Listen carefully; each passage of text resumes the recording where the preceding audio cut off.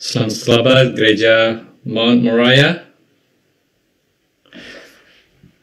Saya yakin semuanya bilang selamat Sabat, tapi dalam semuanya ada mute. Selamat Sabat. Amin. Ini suatu kehormatan buat saya boleh datang secara virtual di Gereja Mount Moriah. Waktu William kirim WhatsApp teks untuk diundang untuk bicara di Mount Moriah, wah, saya merasa lumayan stres karena udah lama nggak dalam berkhotbah bahasa Indonesia. Tapi saya percaya kami minta doa untuk semua anggota Gereja Mount Moriah untuk supaya semuanya bisa dimengerti dan kita semua boleh lebih dekat kepada Yesus. Sebelum saya mulai, mari kita berdoa sekali lagi. Tuhan di surga, kami datang ke hadirat-Mu pada hari Sabat yang suci ini. Tuhan, kiranya buka hati kami, kiranya Engkau curahkan roh suci-Mu untuk membawa kami lebih dekat kepada Yesus. Bantu kami untuk mengerti, dan kiranya nama Yesus boleh dipermuliakan. Dalam nama Tuhan Yesus kami berdoa. Amin.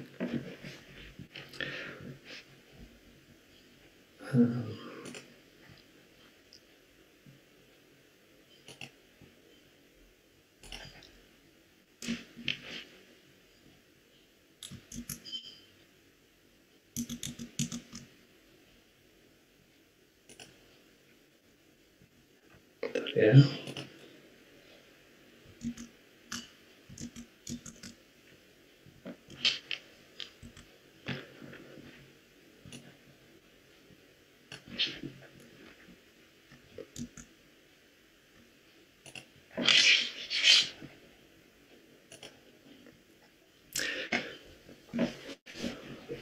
Di Melbourne, saya berasal tinggal di Melbourne, sekarang di Sydney.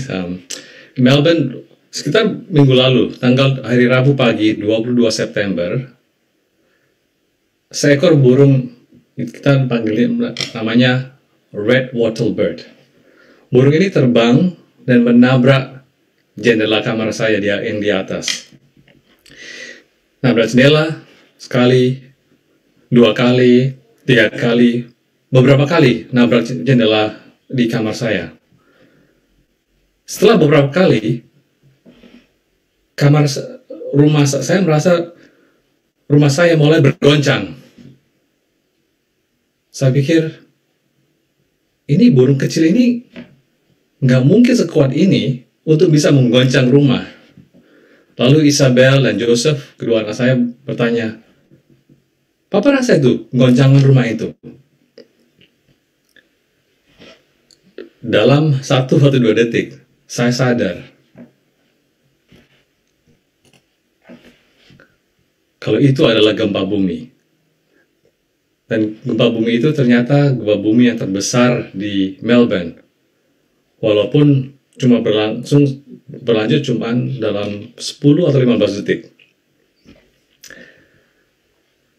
Dalam minggu yang sama, kita mengalami di Melbourne beberapa hal yang lainnya juga. Suatu istri saya berjalan di sekitar rumah, dia mendengar tetangga yang sedang berbincang-bincang. Mereka berkata, sekarang kita ada pandemi, ada protes atau demonstrasi, sekarang ada gempa bumi. Apa yang terjadi? Saya sekarang takut untuk kembali masuk ke dalam rumah saya. Begitu banyak hal-hal yang buruk yang terjadi di dunia ini. Tapi sebagai umat Tuhan, kita tidak perlu takut. Karena Alkitab telah memperingatkan akan zaman seperti ini. Di Matius 24 ayat 7. Sebab bangsa akan bangkit melawan bangsa, dan kerajaan melawan kerajaan. Akan ada kelaparan dan gempa bumi di berbagai tempat. Di 2 Timotius 3 ayat 1-4. Ketahuilah bahwa pada hari-hari terakhir akan datang masa yang sukar. Manusia akan mencintai dirinya sendiri dan menjadi hamba uang. Mereka akan membual dan menyombongkan diri. Mereka akan menjadi pemfitnah. Mereka akan berontak terhadap orang tua dan tidak tahu berterima kasih, tidak mempedulikan agama, tidak tahu mengasihi, tidak mau berdamai, suka menjelekkan orang, tidak dapat mengekang diri, garang, tidak suka yang baik, suka mengkhianat, tidak berpikir panjang, berlagak tahu, lebih menuruti hawa nafsu daripada menuruti Allah. Saudara-saudara sekalian, kedatangan Tuhan Yesus semakin dekat, karena kita semakin melihat banyak tanda-tanda itu. Pada pagi hari ini di Jakarta atau siang di Melbourne, topik dari khotbah siang ini, kehidupan umat yang sisa. Kalau saudara-saudara ada Alkitab, tolong bawa Alkitabnya, atau kalau ada handphone atau iPad, bisa pakai itu juga. Cuma saya ingatkan, jangan sampai distracted, jangan sampai nggak bisa konsentrasi dengan cek WhatsApp message atau message yang lainnya. Jadi kita mau baca firman Tuhan, bukan pesan-pesan dari teman kita.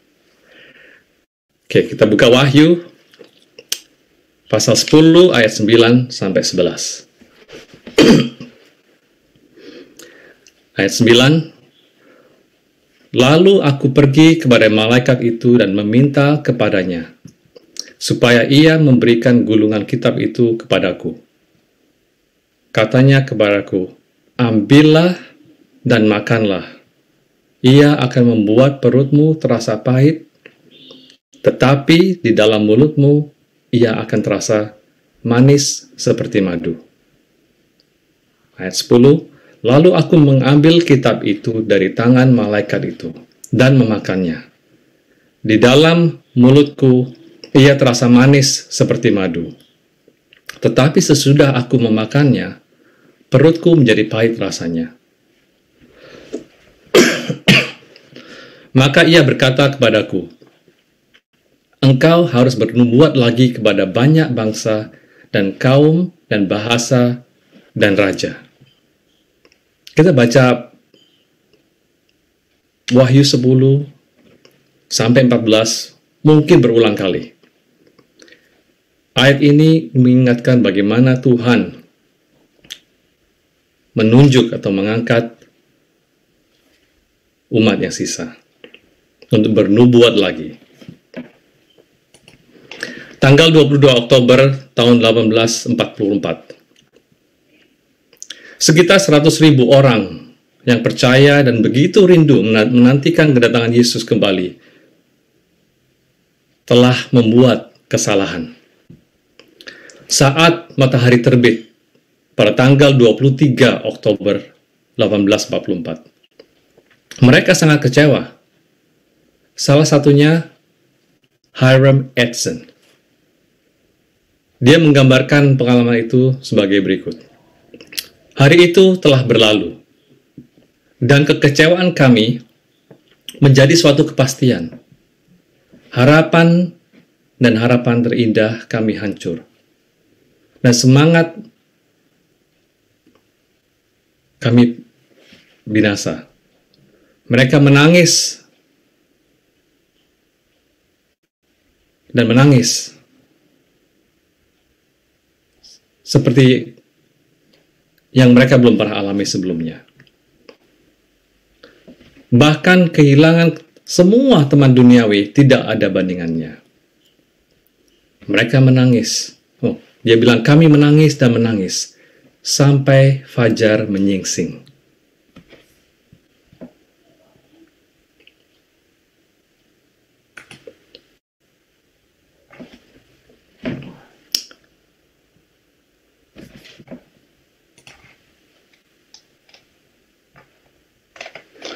orang-orang Advent ini telah membuat kesalahan yang sama, yang serupa dengan kesalahan yang dibuat oleh murid-murid Yesus.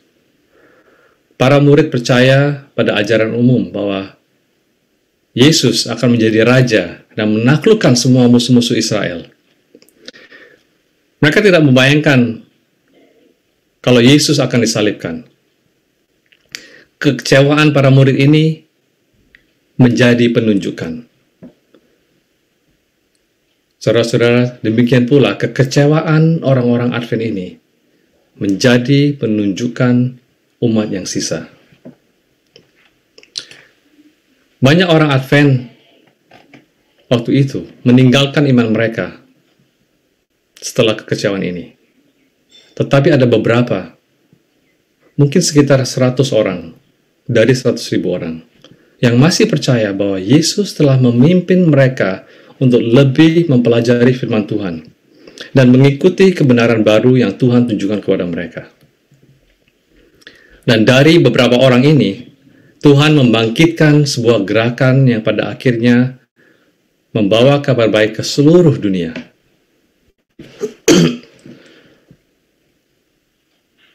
Saudara sekalian, sangatlah penting bagi kita untuk menyadari dan mengingat dalam benak pikiran kita bahwa saya adalah hamba Kristus yang pertama dan terutama. Apapun yang di dalam gereja, pelayanan, apapun yang membuat kita berbeda, begitu banyak lagi yang membuat kita sama. Kebersamaan kita lebih dari perbedaan kita.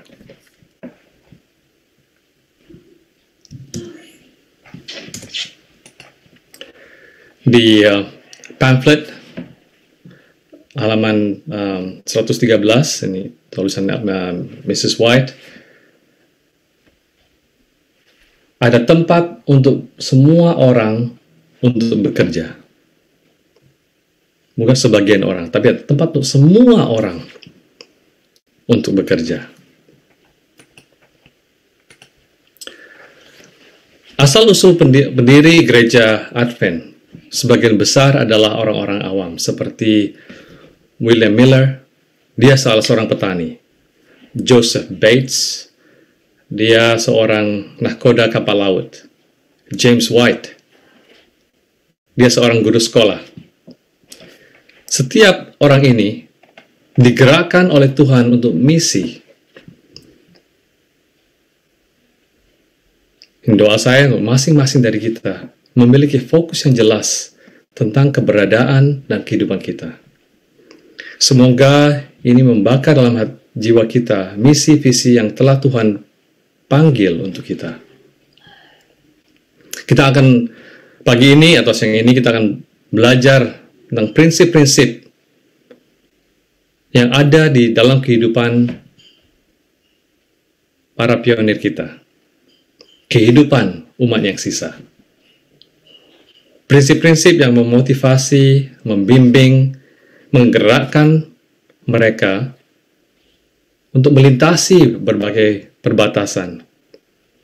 Ketika kita mempelajari sejarah pionir kita, kita akan bisa mengamati karakteristik ini. Ada 4 prinsip yang kita akan bahas pada pagi ini. Prinsip pertama, ketergantungan kepada Tuhan. Para pionir kita tidak percaya bahwa pekerjaan Tuhan akan bebas dari kesulitan, hambatan, atau kebutuhan keuangan. Tapi mereka percaya bahwa tidak ada yang sulit bagi Tuhan. Tidak ada masalah yang terlalu besar untuk Tuhan pecahkan. Tidak ada kebingungan yang terlalu besar untuk Tuhan berikan jawaban. Mereka mempercayai Tuhan dan belajar bagaimana meletakkan kepercayaan itu dalam hidup mereka sendiri. Mari kita buka di Filipi 4 ayat 19. Filipi 4 ayat 19.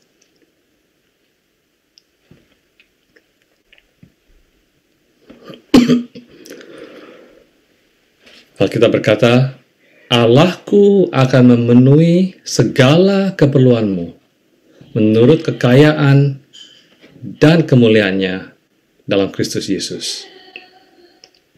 Allahku akan memenuhi segala, bukan sebagian, segala keperluanmu menurut kekayaan dan kemuliaannya dalam Kristus Yesus.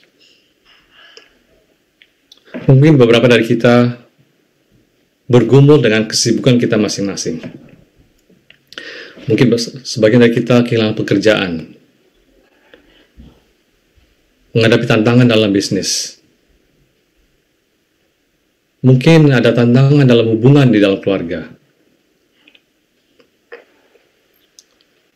Mungkin kita ada tantangan dengan waktu, atau bahkan dalam pelayanan di gereja.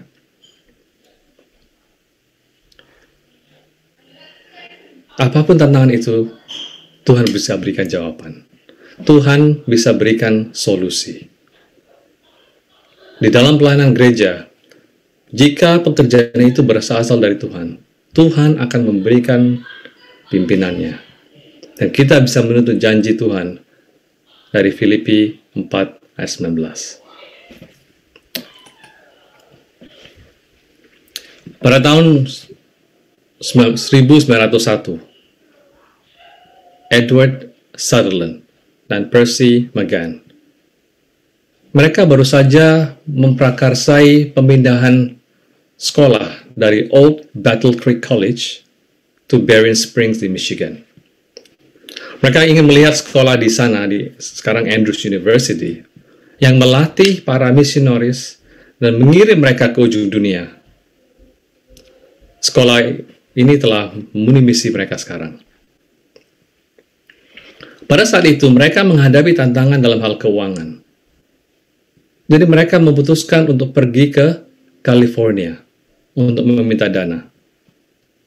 Di peta ini ada Michigan, saya tunjukkan data peta Michigan yang di sebelah kanan, California di sebelah kiri.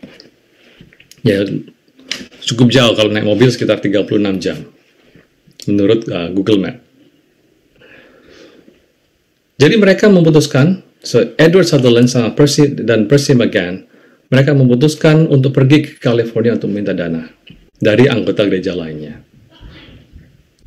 Cuma mereka ada satu masalah. Mereka hanya punya cukup uang untuk membeli satu tiket kereta api, dan ada masalah yang lebih buruk lagi. Mereka bisa mengumpulkan sekarang dana untuk 2 orang untuk satu jalan ke Chicago. Chicago itu di sekitar, di bawah itu saya tunjukkan di peta, di bawah Michigan ada Chicago. Jadi dari Chicago ke California itu masih jauh. Tetapi mereka pergi saja. Ketika mereka sampai di Chicago, Percy meminta Edward untuk menjaga tas sampai di Chicago train station, menjaga tas, dan meminta Edward untuk berdoa karena Percy McGann mau mencoba untuk minta tiket ke California. Mereka begitu percaya bahwa visi dan misi itu dari Tuhan. Mereka percaya pada kebergantungan kepada Tuhan. Jadi Percy pergi mencari. Saat itu dia melihat kepala kereta api duduk dengan tangan di kepalanya, menangis.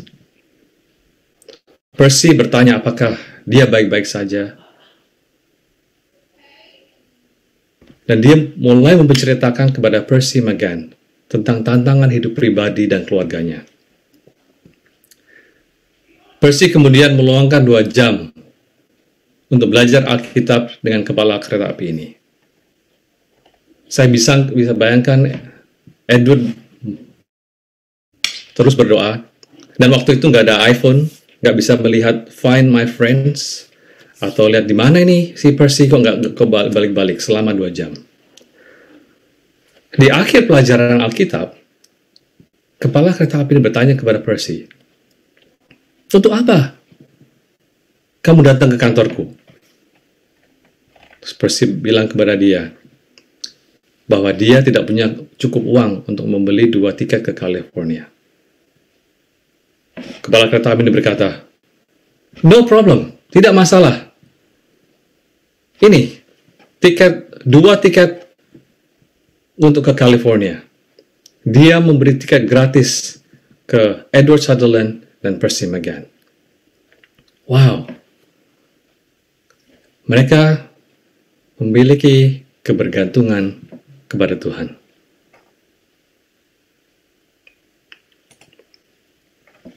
Tahun 1943, Madison College.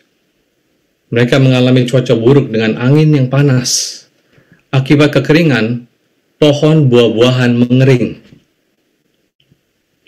Edward Sutherland mengumpulkan semua para siswa ke kapel. Dia bilang, "Saya tidak percaya ini adalah kehendak Tuhan, bahwa pohon buah-buahan akan mengering. Saya tidak percaya bahwa kita akan menghancurkan lahan yang telah kita kerjakan dengan sangat keras. Kita membersihkan ladang ini dengan tangan kita sendiri." Mereka bekerja sangat keras. Ed Sutherland mengumpulkan para siswa untuk berdoa untuk hujan. Beberapa dosen keberatan. Karena jika tidak hujan, mereka khawatir mereka akan menjadi bahan tertawaan. Ed mengatakan bahwa itu bukan masalah mereka. Itu adalah masalah Tuhan. Jadi mereka mulai berdoa dan berdoa dan berdoa. Mereka melihat awan di langit dan hujan. Hanya di daerah pertanian di Madison dan tidak di tempat lain selama 2 minggu. Para pionir kita ini bergantung kepada Tuhan.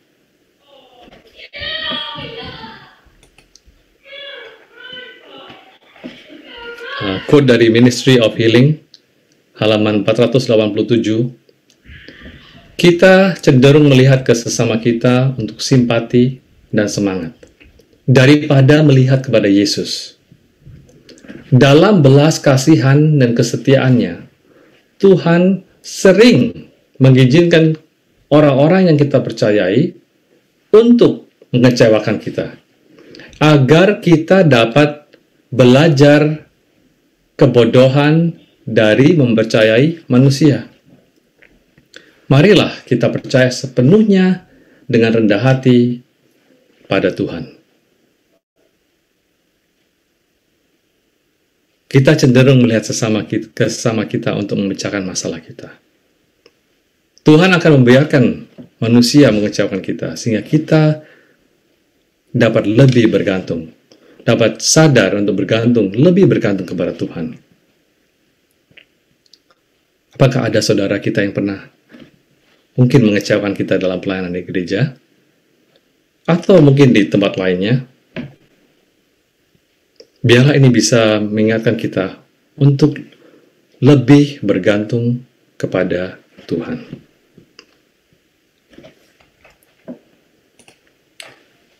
Prinsip pertama, ketergantungan kepada Tuhan. Ini translasinya belum nggak lengkap, baik kepada God, harus kepada Tuhan.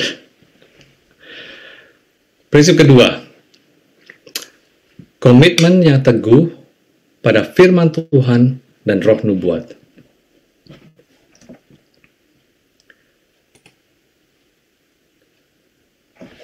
Mari kita buka Alkitab kita di 2 Tawarik 20 ayat 20 yang bagian terakhir.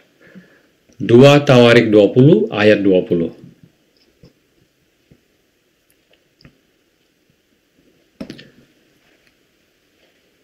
Kita berkata, percayalah kepada Tuhan, Allahmu, dan kamu akan tetap teguh. Percayalah kepada nabi-nabinya, dan kamu akan berhasil.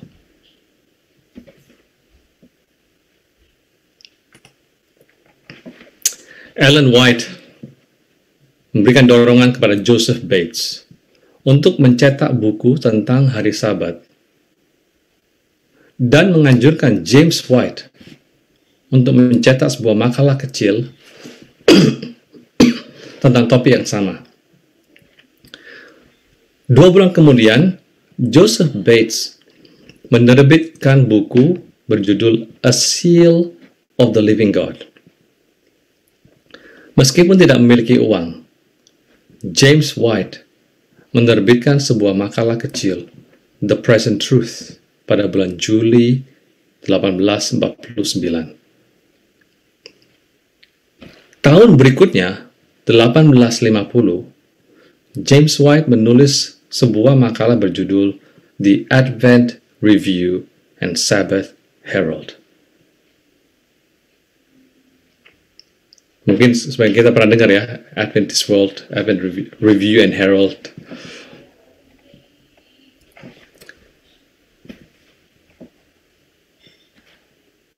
Tiga tahun setelah Joseph Bates menerbitkan makalah kecil, James White menerbitkan makalah kecil The Present Truth. Dalam kurun 3 tahun, pada tahun 1852, mereka memiliki cukup banyak uang yang telah disumbangkan untuk membeli mesin cetak. Karena mereka mengikuti counsel dari Ellen White. Sudahkah kita membuat komitmen teguh pada firman Tuhan dan roh nubuat? Kapan terakhir kita meluangkan waktu untuk membaca dan begitu merenungkan tentang firman Tuhan? Kapan terakhir kita membaca roh nubuat?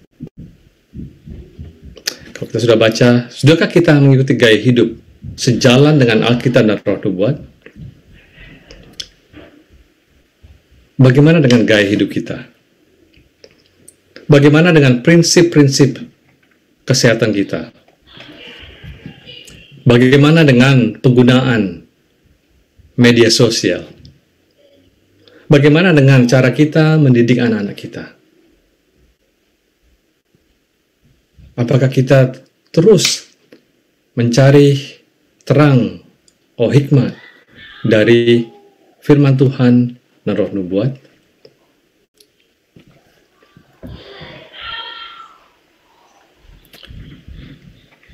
Saya berdoa, saya harap kita semua akan terus bertumbuh dalam komitmen kita dalam firman Tuhan, dalam membaca roh nubuat, dan mengaplikasikan dalam hidup kita. Bukan hanya cuma membaca.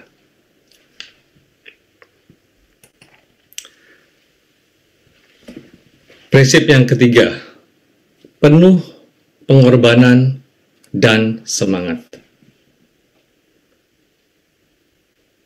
Mari kita buka di Matius 16 ayat 24. Matius 16 ayat 24.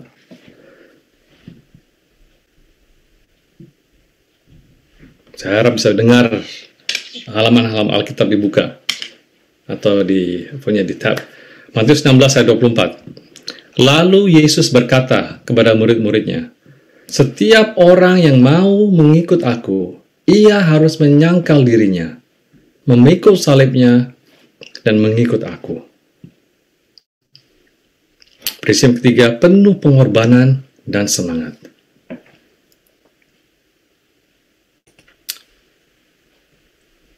James White berkata, pada awal pekerjaan kita telah menderita kelaparan karena kekurangan makanan yang layak, dan kedinginan karena kekurangan pakaian yang layak. Kita kekurangan kebutuhan pokok hidup kita sendiri untuk menabung demi pekerjaan Tuhan. Para pionir awal gereja kita tidak memiliki pekerjaan yang mudah.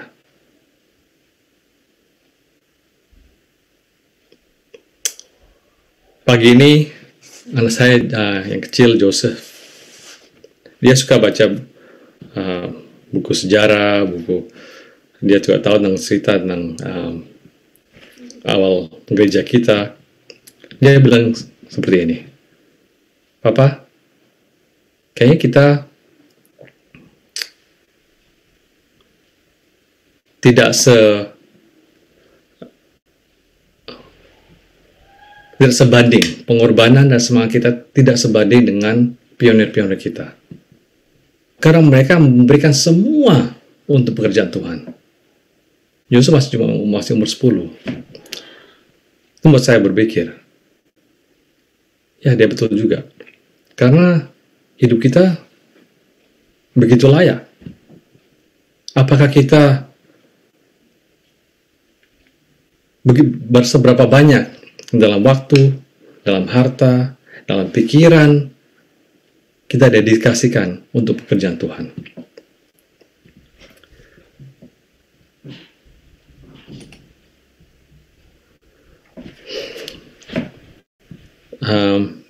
Kisah nyata tentang Global Mission Pioneers yang merintis misi global. Dua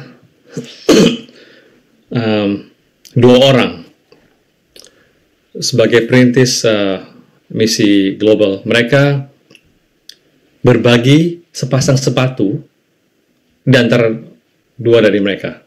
Jadi mereka gantian pakai sepatunya. Seorang pendeta bertanya ke misionaris ini, apa yang bisa saya lakukan? Saya bantu untuk Anda. Misionaris ini bilang, ya ada, Pak Pendeta. Kami berdua berbagi satu pasang sepatu di antara kami. Siapapun yang berjalan paling jauh, salah satu dari mereka akan memiliki sepatu untuk hari itu.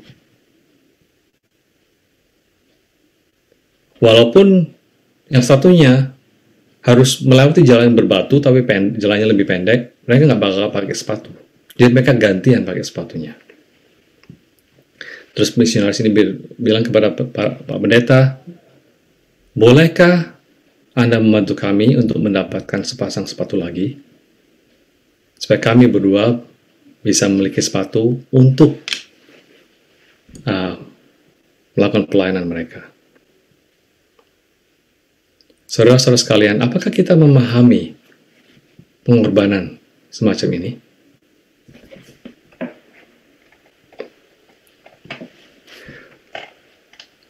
Saya pernah bilang ke anak-anak muda di gereja, anak kecil. Saya bertanya, apakah kalian ini kaya atau miskin? Saya bilang, oh kita cukup. Oh, kita ada yang bilang miskin, ada yang bilang kaya. Saya bertanya seperti ini. Kalian mempunyai sepatu berapa pasang? Jadi bilang 3, 4, 5, ada yang bilang 7. Wah. Saya bilang ke mereka, siapa yang memiliki sepatu cuman 1 atau 2 pasang? Tidak ada. Semuanya memiliki sepatu, termasuk sandal, lebih dari 2 pasang. Ya karena ini Zoom, saya nggak bisa melihat, nggak bertanya. Ada nggak di sini yang punya sepatu atau alas kaki cuma 1 atau 2 pasang? Ya saya rasa mungkin nggak banyak. Menurut statistik, kalau kita memiliki sepatu lebih dari 2 pasang, kita termasuk kaya di dunia. Jadi melihat Global Mission Pioneers ini, pengorbanan mereka begitu besar. Saudara-saudara sekalian, sebelum kita meninggalkan bumi ini, Tuhan akan memiliki orang-orang yang begitu rindu untuk pulang. Mereka bisa mencium kemuliaan tanah perjanjian, dan mereka ingin pulang.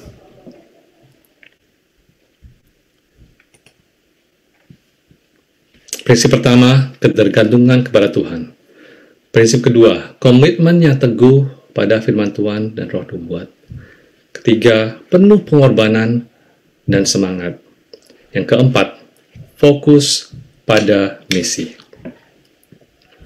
Maka kita buka di buku Yosua 24 ayat 15. Saya ambil cuma bagian terakhir. Yosua 24 ayat 15.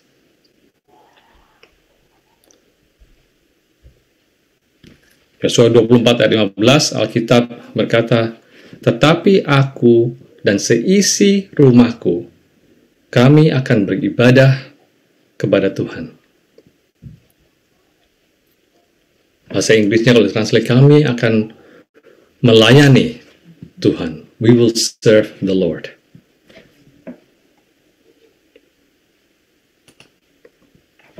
Sejak James White dan Ellen White menikah, mereka telah bepergian dari satu tempat ke tempat lain untuk mengajarkan Alkitab dan memberikan dorongan kepada orang-orang. Mereka tidak memiliki rumah seperti orang lain karena mereka selalu bepergian. Jadi mereka hanya tinggal beberapa hari di sini dan beberapa hari di sana. Ketika anak pertama mereka lahir, baby Henry, mereka memutuskan untuk tidak bepergian lagi. Suatu hari, Henry jatuh sakit. Ellen White mencoba melakukan semua yang dia bisa untuk membantu baby Henry untuk sembuh. Tapi dia malah menjadi lebih parah.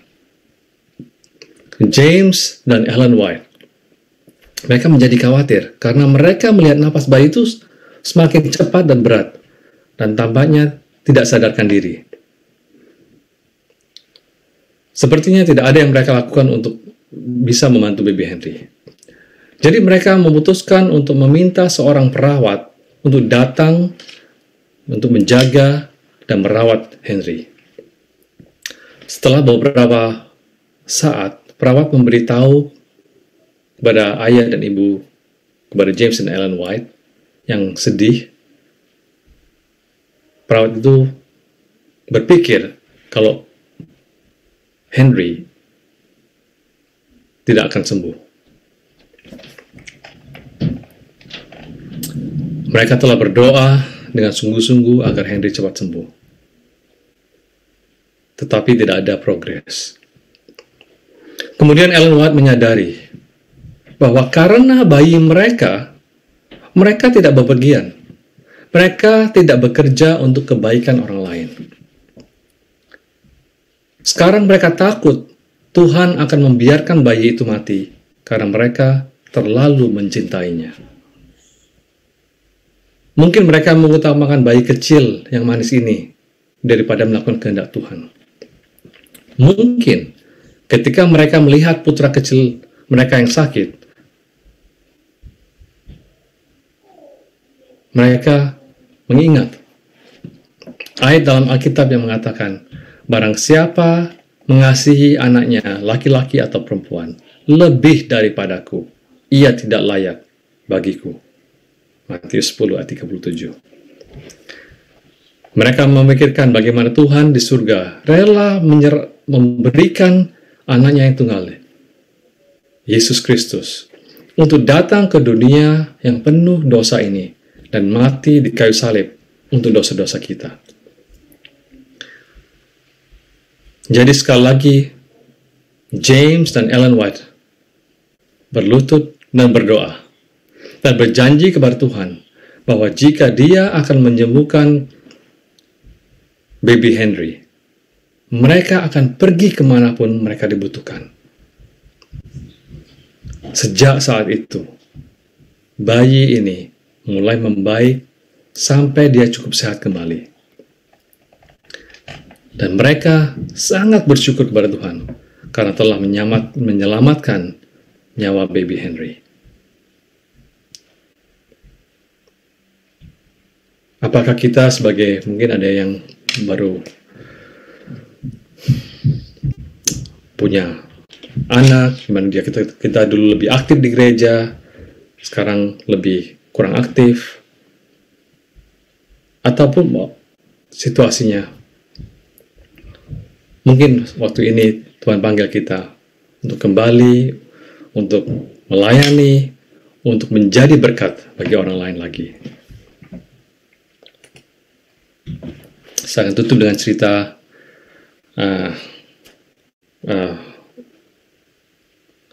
seorang yang mungkin kita sudah mengenal, Abraham LaRue. Dia adalah seorang pelaut. Ketika dia berhenti berlayar, dia belajar tentang kebenaran dan dibaptis ketika dia berusia 46 tahun. Dia ingin menjadi misionaris ke Cina, tetapi gereja memutuskan bahwa dia terlalu tua untuk belajar bahasa Cina yang sulit. Sebaliknya, dia pergi ke Hawaii. Dia telah belajar nilai dari membagikan literatur. Begitu suksesnya, gereja segera mengutus seorang penginjil untuk mengorganisir sebuah gereja di Hawaii. Ketika dia berusia 66 tahun, mungkin sudah menjadi seorang kakek, dia pergi ke Hong Kong dan melanjutkan pekerjaan misionarisnya ke seluruh Asia. Dia menjual dan memberikan ribuan traktat, kertas, dan buku kepada para pelaut. Abraham LaRue tidak bisa berkhotbah, tidak bisa menulis buku, tidak bisa belajar bahasa Cina, tetapi dia membuat cahayanya bersinar. Dia bisa membagikan buku-buku. Fokus pada misi dan visi. Memenangkan jiwa, membawa seorang jiwa kepada Yesus adalah inti dari pekerjaan kita. Apakah gairah hidup, saudara-saudara? Apakah kita telah berserah sepenuhnya untuk melayani Tuhan? Apakah kita betul-betul percaya bahwa Yesus akan datang? Atau kedatangan Yesus sudah begitu dekat? Apakah saudara-saudara bersedia mengatakan kepada Yesus bahwa gairah hidup saudara adalah untuk membawa seseorang kepada Yesus? Kita sudah belajar empat prinsip hari ini. Apakah saudara bersedia untuk bergantung kepada Tuhan sepenuhnya? Apakah kita bersedia untuk memberikan komitmen yang teguh pada firman Tuhan dan roh nubuat? Yang ketiga, apakah saudara bersedia untuk berkorban dan bersemangat untuk melayani Tuhan? Yang terakhir, apakah kita bersedia untuk memiliki fokus yang begitu kuat untuk visi dan misi yang Tuhan telah berikan? Semoga Tuhan selalu pimpin dan berkati jemaat sidang di Mount Moriah dan para tamu sekalian semuanya untuk menerapkan prinsip-prinsip ini. Karena Tuhan Yesus akan datang. Tuhan berkati.